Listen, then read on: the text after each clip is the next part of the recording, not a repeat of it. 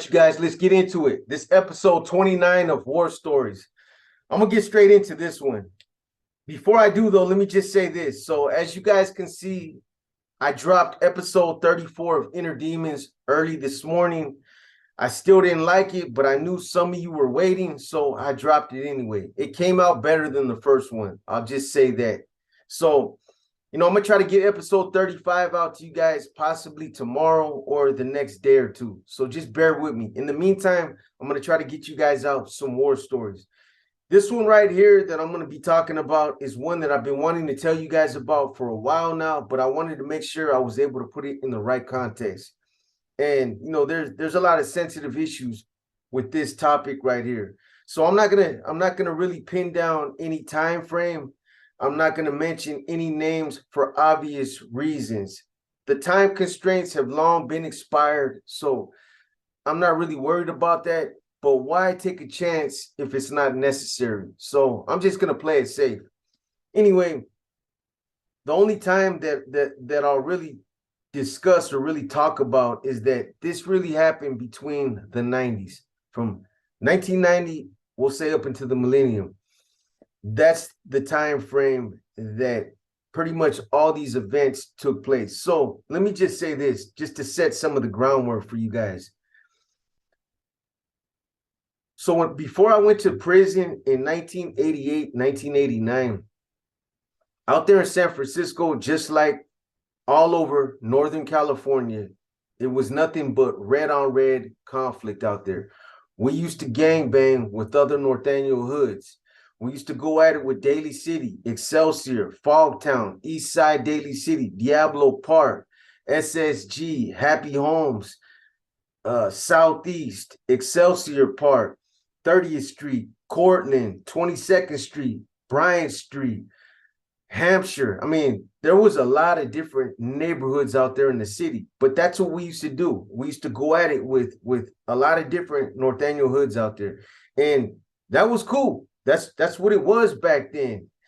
Gang banging against other homies, against other sets out there in the city, trying to just see who was the biggest and the baddest gang out there.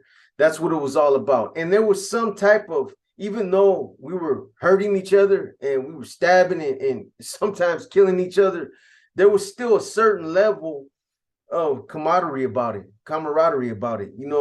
These were other Norteños that we were fighting with. However, myself being a young gang member, 12, 13 years old, I had a real generic understanding of what it meant to really be a Norteño. I didn't know what it really meant. Nobody really sat me down at 12 years old and educated me about the cause, the struggle, the inner circle, the NF, the Mexican Mafia, the BGF, the Aryan Brotherhood, what we were fighting about, the history. Nobody ever sat me down and explained none of that. All I knew is that I identified myself as a Norteño. I represented the number 14. Red was the color that I flagged, and that basically anything with a bald head that was an essay with a bald head that wore the color blue was an enemy. That's all I knew. And, there was probably a lot of times back then in those days that I had victimized a lot of people that weren't even surenos or upstaters, whatever you guys want to call them. They were just paisas that picked the wrong team to sport. George, if they had on Georgetown Hoyas starter jackets or the Dallas Cowboy jerseys or Dodgers baseball caps, any kind of blue like that, or any kind of team representing Southern California, I identified that, or I connected that with being a sureño. In my mind, they were sureños. So I victimized them. And it didn't matter what I was doing, who I was with. If I see somebody out there, if I was walking down the street with a 40 and I seen somebody that I thought was a sureño, either that 40 was getting chucked at him and then we'd be fighting, or I set it down and I'd be gone. I go. It didn't matter if I was with my daughter when she was still in her stroller and her mom was pushing her. If I seen somebody that I identified as being an op, I would take off. And that's That's the mentality that I had. That's the mentality that was ingrained within me. So, going to prison back in those days too, let me just say this. Those days back in the 80s, before the 90s, the late 80s, back then, those days, besides gangbanging with other norteños, it was all about whoever had the biggest fucking radio was the coolest. I know you guys all remember that.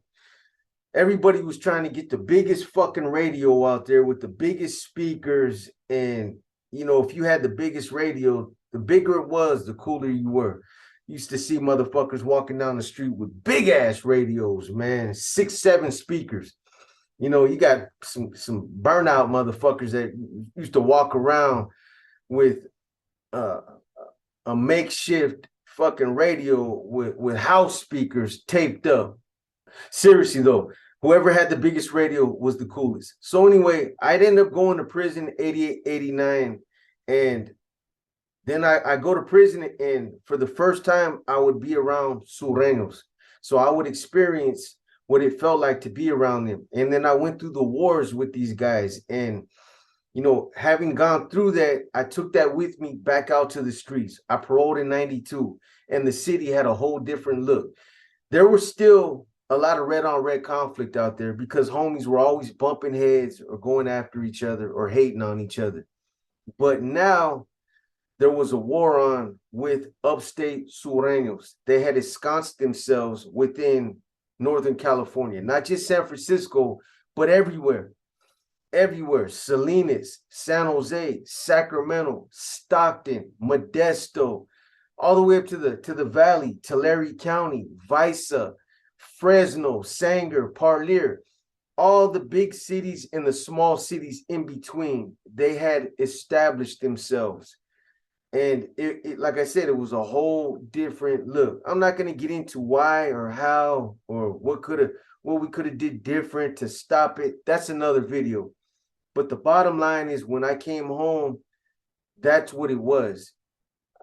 I went into my hood, and my hood didn't change, but going down 5, 6 blocks down on Mission Street, and there's like a block party of Southsiders out there, 30, 40, 50 of them posted up on the corner of 19th Street, all in blue, big 13s, wearing jerseys with big 13s on them.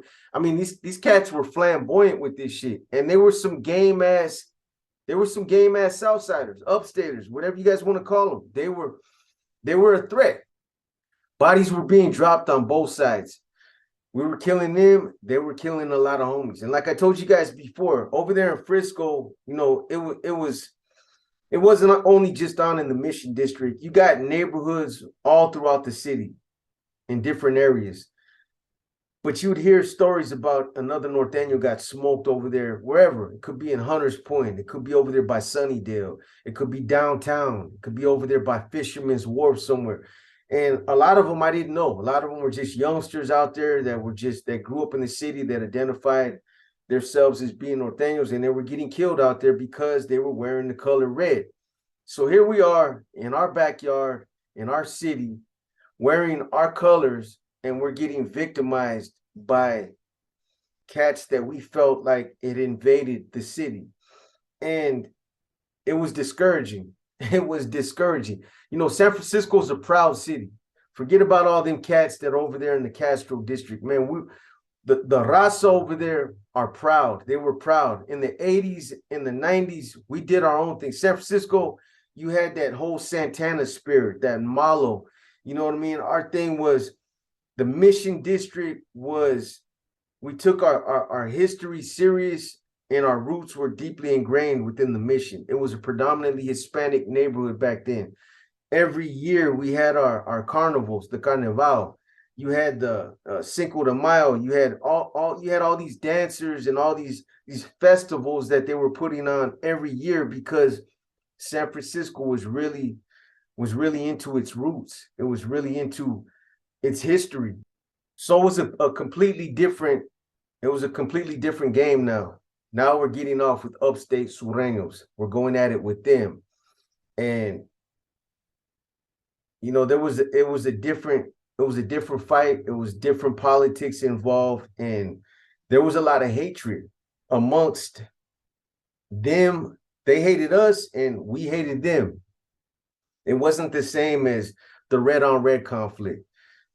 Some of us used to get along, and we used to, the conflicts that we had out there with other hoods, with 22nd Street, or with Cortland, is because some kind of internal shit that ended up escalating, and then it was just somebody would flex, and then we get into it. But there was no love between us and the South Siders out there.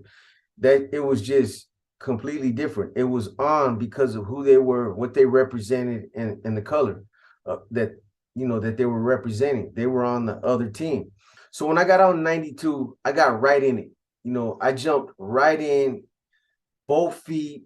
I hit the ground running, coming out of prison, being around sureños, being in some situations with them inside the system.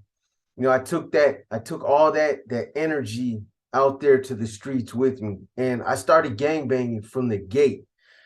19th Street was a hood that I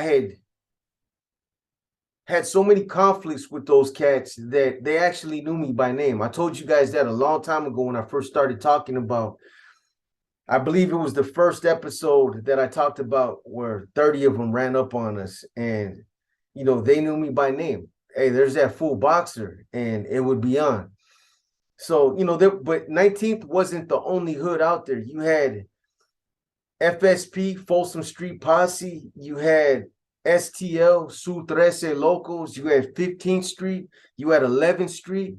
You had another hood that was downtown in the Tenderloin. And then you had the Mara Salvatruchas and the El Salvadorians that were up on 20th by the donut shop, the legendary donut shop.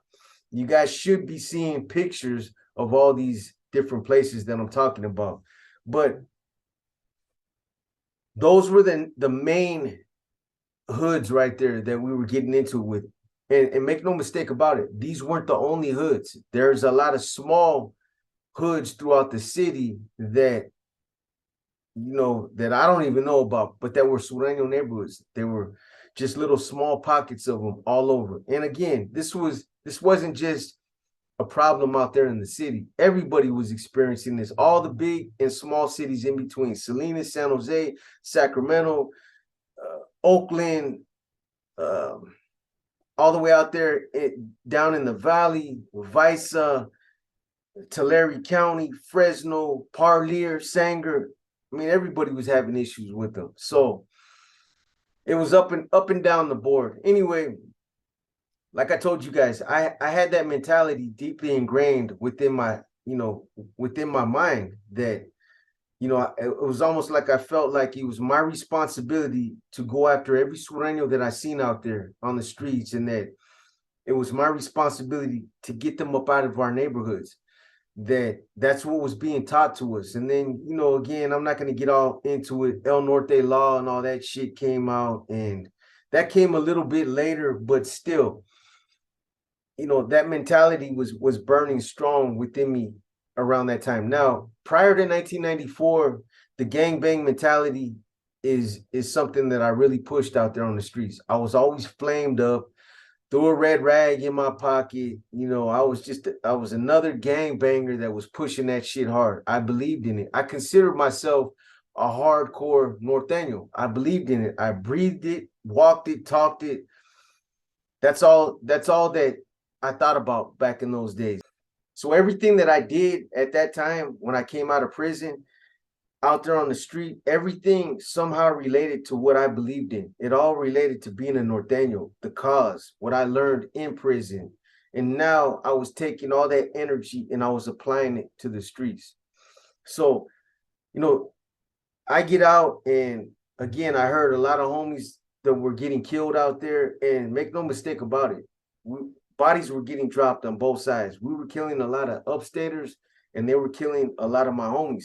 And I didn't know everybody that was getting killed out there. I would hear about another young norteño that got killed, smoked in the city somewhere, whether it was in the Mission District or up by Excelsior or in Daly City or downtown. you hear about it and it's discouraging. And then there were some individuals that were close to me that ended up getting killed. You know, there was a couple of them out there in the city. Max, Frosty. You had Sick Maine was another homeboy that got killed out there. There were homeboys that were getting caught on the bus out there. I told you guys about that before. A lot of the buses, especially in the Mission District and downtown in the Tenderloin, they're controlled by electricity. They're hooked up by a cable. They run off of a cable. So if you run after a bus, you can run after one of those buses in the city. You got a lot of traffic. It's congested out there. The fucking buses, sometimes they're not even moving faster than 15, 20 miles an hour. You can run up, jump on the back of a bus, pull the cable, pull the little things that touch the cables. You can pull them off, and that shuts down the bus. And you know, the Southsiders were notorious for that. Right there on 19th and Mission. If a bus drove by the 14 Mission and there was a homie that was flamed up on the bus and they seen that, they'd run the bus down, pull it off, go up on that bus and give the homie the business unless he was packing some heat. But we did the same thing.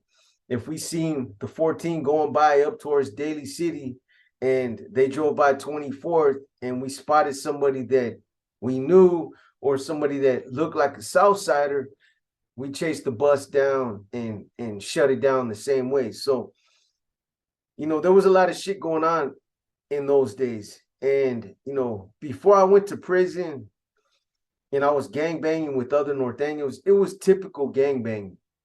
Rocks, bottles, bats, crowbars, knives, you know, occasional drive-by, but it was just gangbanging. You pull up, jump out, everybody starts fighting.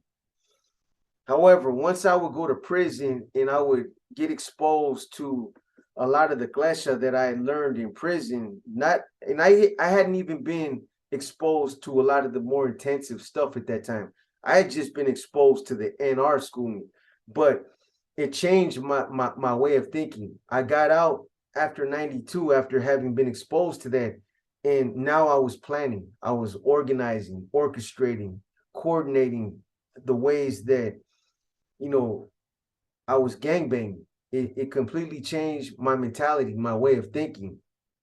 Instead of just pulling up on these cats and jumping out with no plans and no kind of real planning or coordinating, I was now planning like two and three way strike zones where we come from 3 or 4 different directions, or we box them in and we were trying to smoke them out. There was a lot of different stuff that I was doing like that, but it was as a result of the schooling that I had picked up in prison. It really did change my mentality. So anyway, like I mentioned earlier, there was a homie of mine named Sick Maine. They called him Sick Maine. He's somebody that had a lot of respect in the city. He had a lot of respect. He had a lot of influence. A lot of people had a lot of love for Maine. He was an up and coming, good stand up type of homeboy. He was well loved out there. So when Maine got taken down, it was like there was a few of us that had got together and we basically was like, you know what, enough's enough. And this is after a lot of homies had been killed out there. This was well into the conflict. There was even a homeboy out of Oakland, Eddie Mestis, Capone from 38th Street, that I was close with. And he got killed out there. And it's crazy how it happened, because I was just with them in San Quentin and we had talked about the conflict that we were having out there in the city with the surenos, with the upstaters. And, you know, something that we talked about on the 6 yard. And I was telling them about some of the things that we were doing out there, some of the run-ins that I had with these guys. And it's just crazy that we had that conversation. And then he ended up paroling, driving out to the city with another homeboy, and he'd end up getting killed. Now, the way that I heard it is that basically they drove out there to the city. I don't know what they were doing out there. They were going to go meet with some other homies or something. They caught a flat. They ended up getting off on the freeway and they stalled out right there on 15th. I want to say like between 15th and Weiss, down there somewhere right there. It's like a little alley right there off of Mission Street, and they're flamed up, and apparently there's a hood right there. There is a hood right there, 15th Street. And I'm gonna tell you guys a little something about that hood that's kind of crazy. So there's a hood right there, 15th Street, that's always there between 14th and 15th on another little alley that I forget the name of it. But again, you should be seeing these pictures in this video. And these Southsiders are driving by, a carload of them. They see them, they spot them, they jump out on them. The homie that was with Capone, he hit the burners. He cut tread and left Capone by himself. So these guys jump out, and Capone was right there changing the tire. He was trying to fix the flat. And these guys jumped out with baseball bats. They ran him down, and they slaughtered him right there on right by that alley. So, again, this was somebody that I held near and dear to me because he was actually with one of my primos at one time. And not only that, he was a hermano, and he was somebody I took a liking to. So, this is just another homie that ended up getting killed in my neighborhood. And this shouldn't have happened. Not the way that it did, not by Southsiders or upstaters. But, it did happen. Now, what I was going to tell you guys about this hood right here that's kind of crazy is that, look, so there's very few of us that ended up getting hooked up with the mob from the city. One of the viewers that asked that question earlier was like, hey, was there more Mexican mafia out there in Frisco? Was there more NF?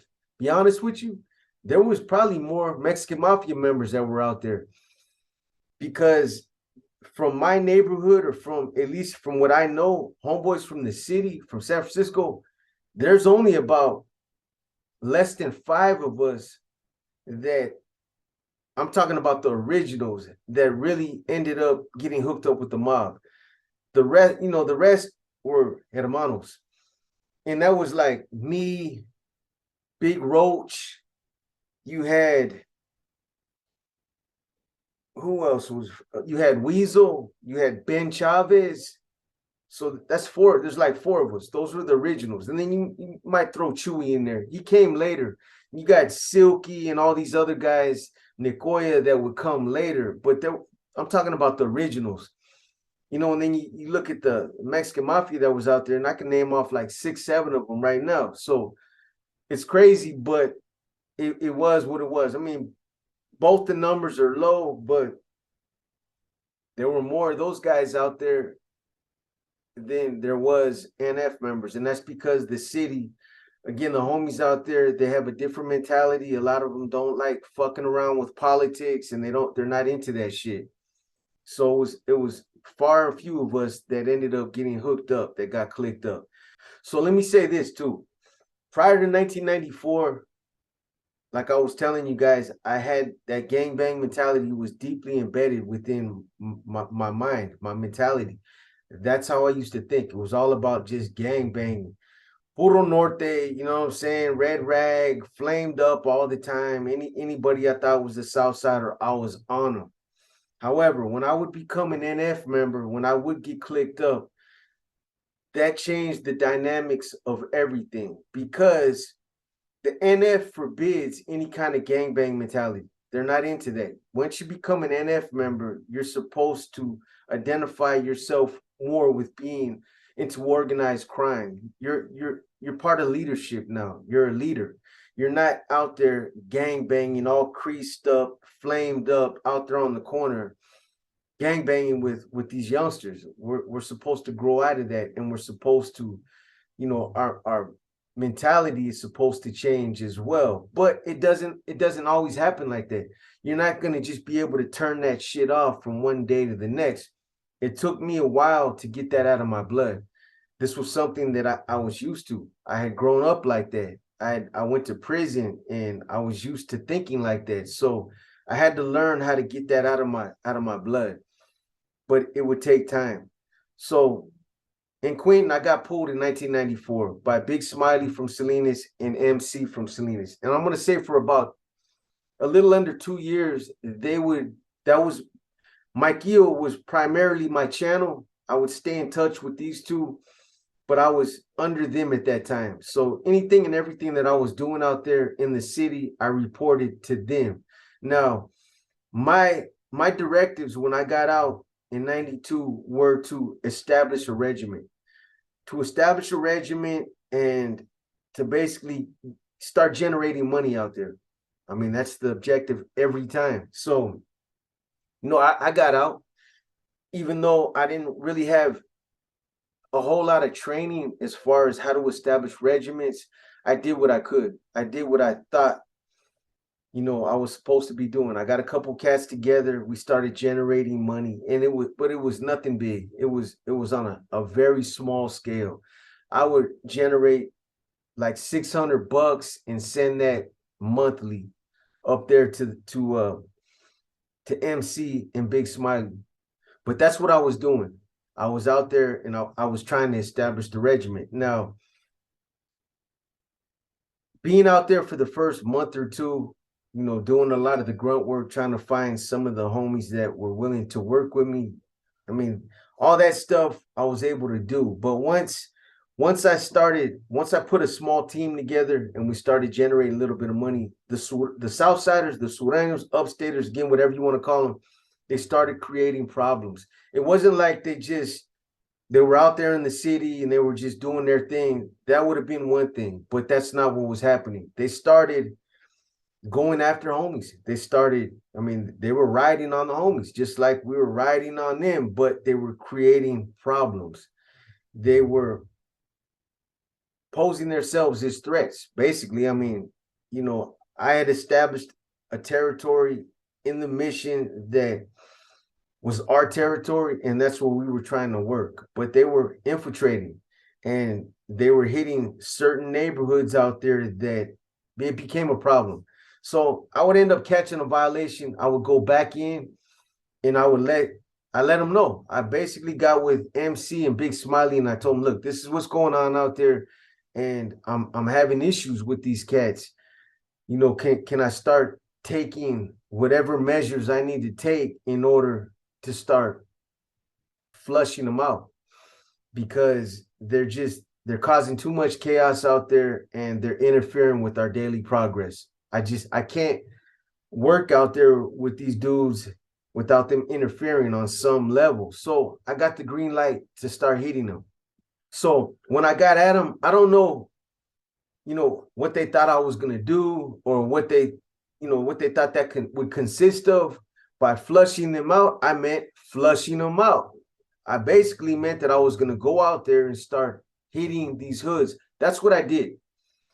You guys should be seeing excerpts of, so that's a timeline that gang intel out there from, I believe it was from Rancho Cucamonga, somewhere out there, one of their main offices out there generated this timeline. And it basically, so this is their timeline, and there were notations in the timeline that obviously showed that they were keeping track of what was happening out there in San Francisco. So I was getting blamed for creating a lot of law enforcement heat out there because we were hitting their neighborhoods, and there was an escalation of tension out there between the norteños and sureños because of all the conflict.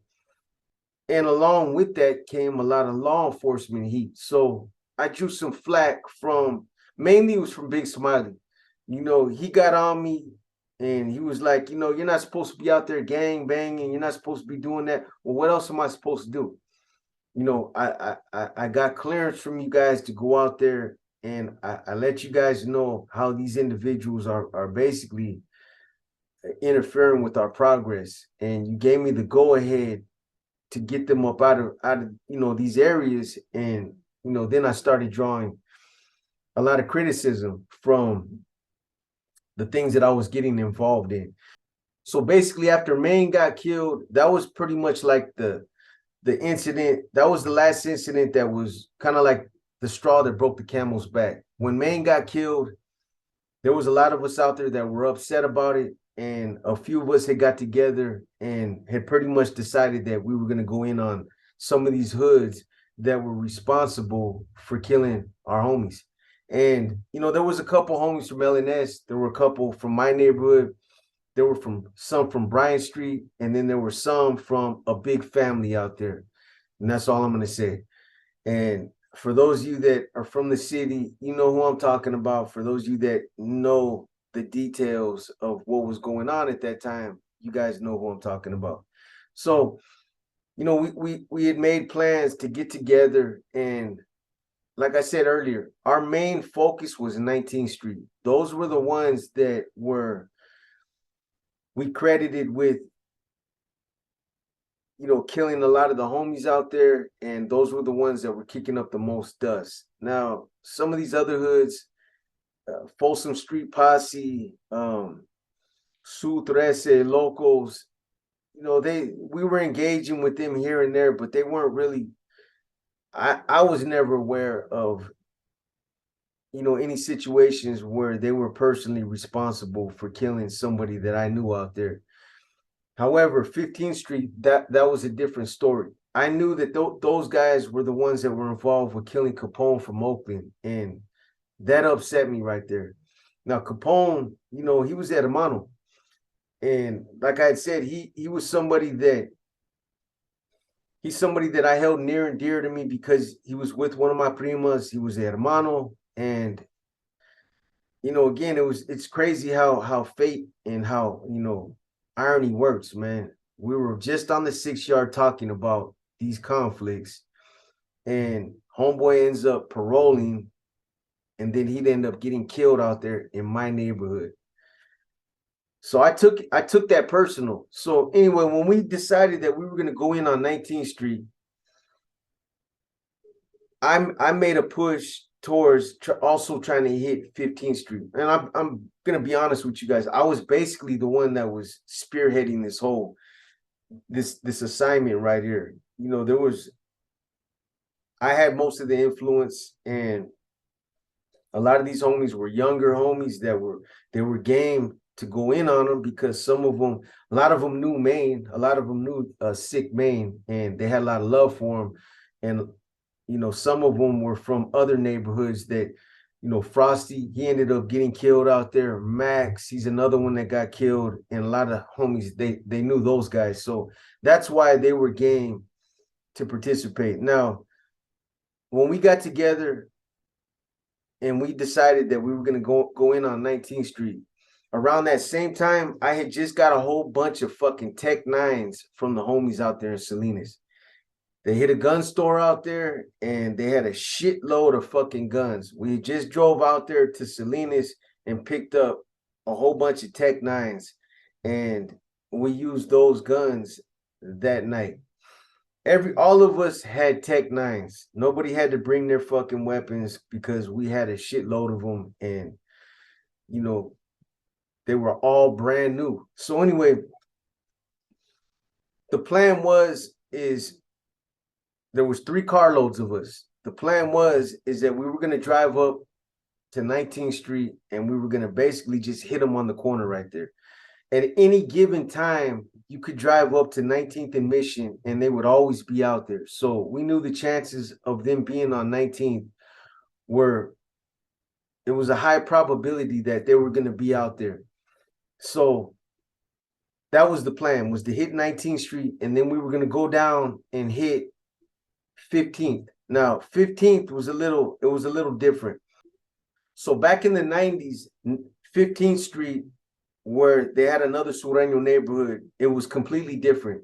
They did a lot of construction out there. They rebuilt a lot of apartment complexes out there now. There was a dead-end street that's gone. It's completely gone. So, you know, you guys are going to see some pictures on the 600 block of 15th, right by the alley, but it looks nothing like it did back in those days. So the plan is once we hit 19th, we were gonna shoot down to 15th, and we were gonna try to hit that hood as well. There were 3 carloads of us, 3 carloads, and like I said, there were some homies from LNS, from my hood, Bryant Street, and then you had a family, some homies, man, that were always just that whole family solid. I had a lot of love for them cats. I done a lot of dirt with them, and anytime I needed their assistance, they were always there. So, we had Tech Nines. One of the homies had we had one of the homies when I got those guns from the homies in Salinas, we got a whole shitload of ammunition for them. So the day that we planned on doing this, we had already had a shitload of ammunition for these guns. One of the homies had came up on a whole bunch of ammunition for them. So all the guns were loaded, plus homies had extra rounds. So like I said, there were 3 cars. I was driving one of the cars, and there were 2 other cars that were going to follow us. So we go out there. And like I said, the probability of finding them cats on 19th on the corner was high, because every time I ever went out there in the past to ride on them cats, they were always right there. So there was nothing really elaborate about what we were going to do. We were just going to roll up on the corner, all 3 cars right there, and we were just going to light that corner up. And that was the plan. And it might not sound like an effective plan to people, but trust me, the way they used to post up right there, 3 carloads, we all got Tech Nines. It should technically have been a fucking mass murder scene out there, but nothing never goes as planned, or it rarely does. So anyway, we end up going out there. I'm driving, I'm in the lead car.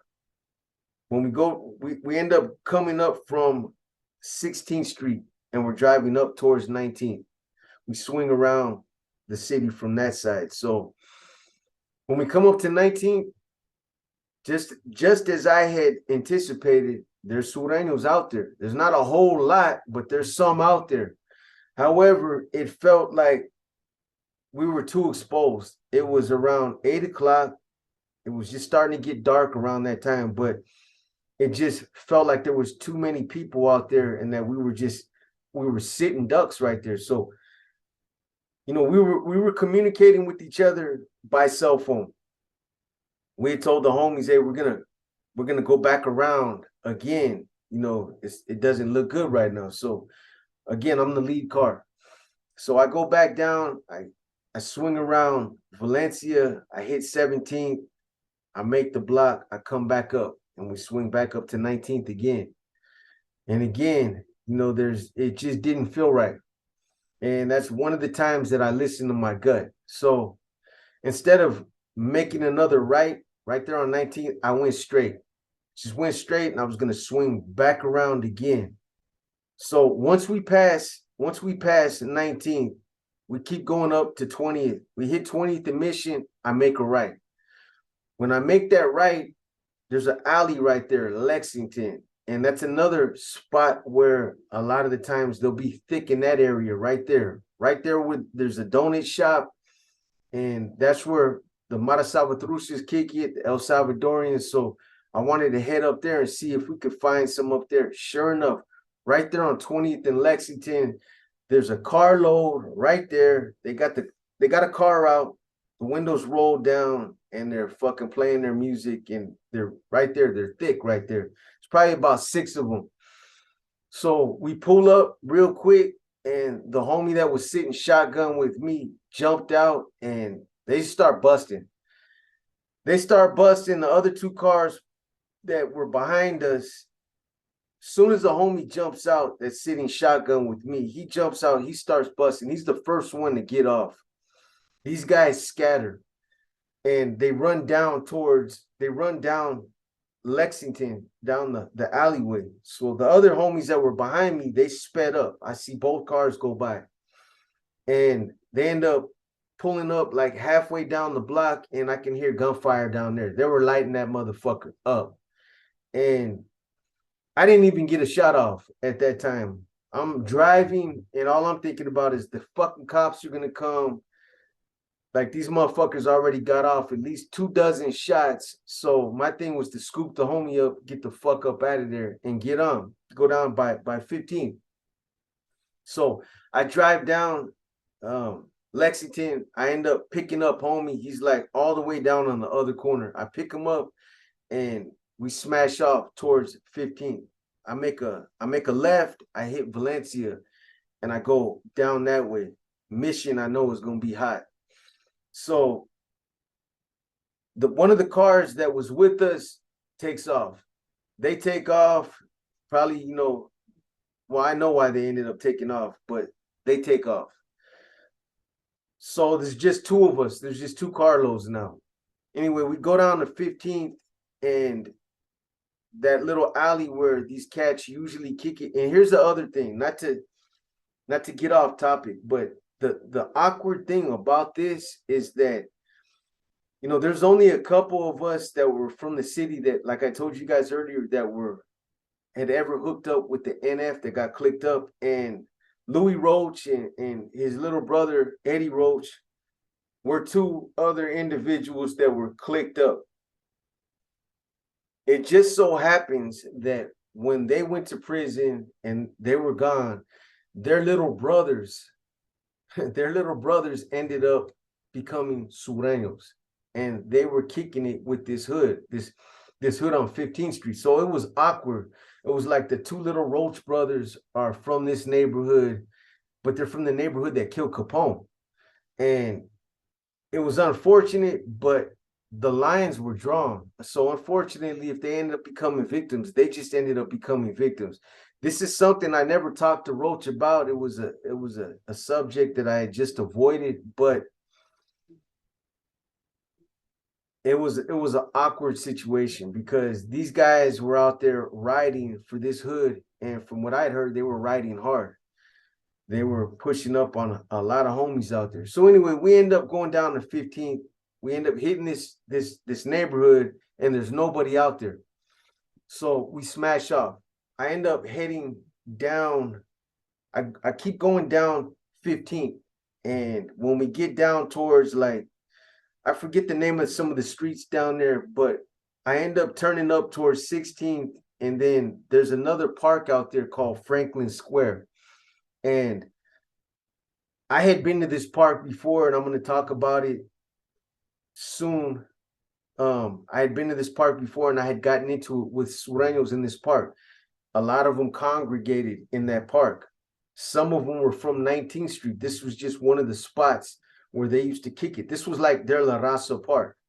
This is where they used to kick it. I've been out there before, and I've seen, literally, no bullshit, no cap, 50 cats, at least around 50 of them were out there. Swear to God, one day I'm walking by that park and they're bumping. I remember walking by and they're bumping that song, Ain't Nothing But a G Thing. And I'm just thinking, like, damn, these motherfuckers are deep as fuck. And we walked right by him, and I was with the female, and I was telling, man, if I was to yell out my hood right now, them cats would be fucking all over my shit. It was just funny that I had been that close to them. They were that deep out there. But anyway, not to get off topic, that was their spot. That was one of their spots. So I wanted to hit that park to see if maybe we could catch some over there. So we go over, we ended up hitting Franklin Square. When we go up to 16th, I make a right and I swing around because there's a way that you can get up into the park. You can drive your car up, and there's a little parking area, and then they got some benches in a field where a lot of times you'll see them paisas and the sureños out there playing soccer on that field. So when we're coming up to that little entrance where you can drive up in there, I tell the homie, I'm like, bro, let me turn the car around because you got to drive in, and there's only one way back out. You got to come back, turn around. So when you go in, you usually just park, and then you get out and you'll walk or do whatever, but you got to come back out the same way you came in. So we pull in, and I turn the car back around.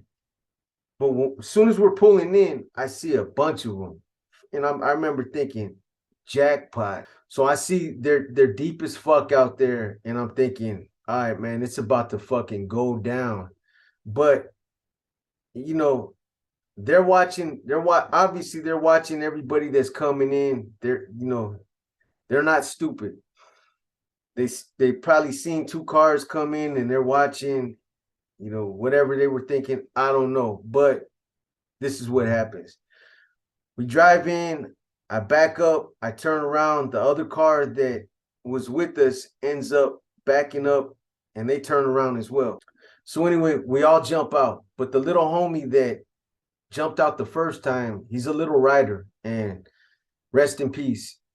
Homie's no longer, he ended up passing away because that's what he used to do. This same type of shit. And this ended up being how he passed away, a similar situation.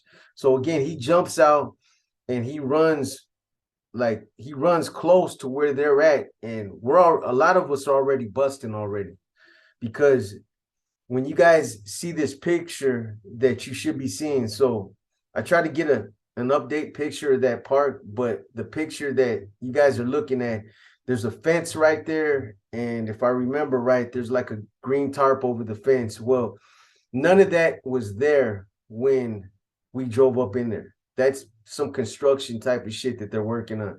That was all open, and there's benches and shit that were back there.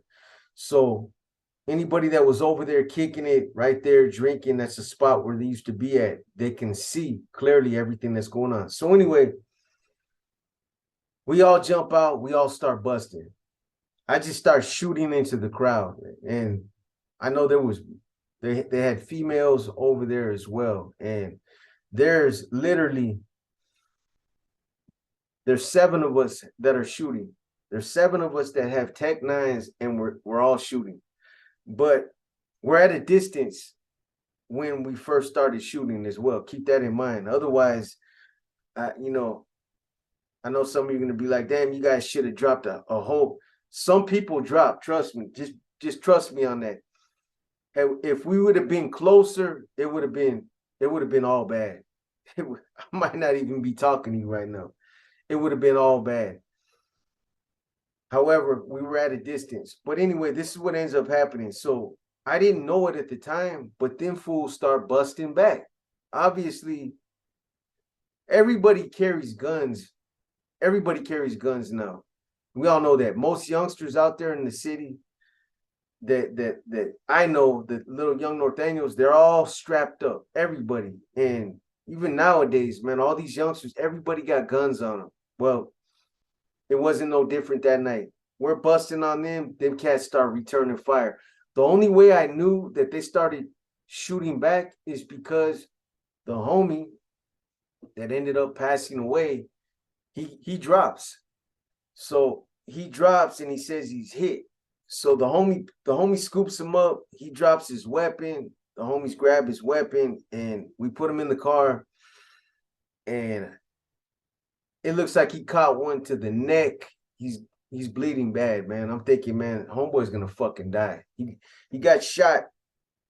Looks like he got shot in the leg, and it looks like he got shot in the neck.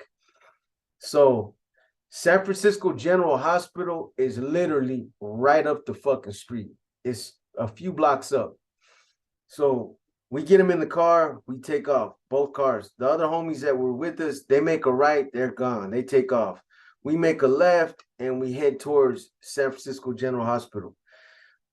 When we're driving over there, telling the homies, hey, we're just going to drop them off at the entrance and fucking get the fuck up out of there, bro. We're not waiting. There's no way. We got guns in the car. It would have been a bad situation. The best thing to do was just drop the homie off. And, I know it's fucked up. But the plan was to just drop the homie off at the entrance and just get up out of there. You don't want to leave the homie, but at the same time, everybody got gunpowder residue on their fucking hands. We got guns in the car.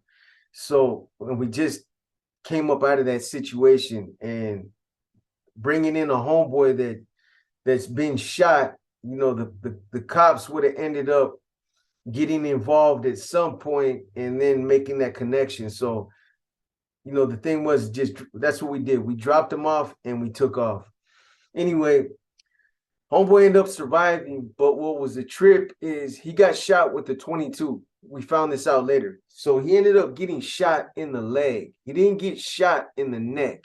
He got shot in the leg, and the fucking bullet traveled all the way through his body, all the way up through his neck and blew out his fucking goatee.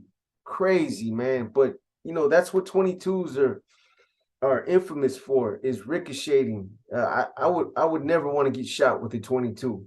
They bounce around like a fucking pinball in your body.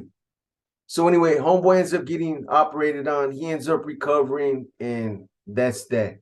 There's a lot of shit, other shit that happened relating to this story. I'm not going to get into it, but this was one incident where we decided to retaliate, but there's a couple other incidents that happened that are similar to this right here because of some of the homies that got killed out there. This was an ongoing conflict in the 90s that continued to happen. And, there was a couple other situations that I was personally involved in where we were hitting these guys back. And then there were other situations where, one of the hoods out there that was real active was Bryant Street. They were hitting them, and this was something that they were doing by themselves. Bryant Street was an active neighborhood out there. I remember when it used to be just 22nd, and they were a hood out there that used to put it down, but seemed like in the 90s, they got super fucking active. They had a lot of youngsters from that hood that were fools that were putting in a lot of work out there. But anyway, it's a fucked up story because here we are going down to these hoods to avenge some of the homies that had been killed, around that time. And homeboy ends up catching a bullet and almost dying. But that's what happens, man. Anytime you're going to go into somebody's neighborhood or you're going to roll up on somebody, be expecting them to be packing heat as well.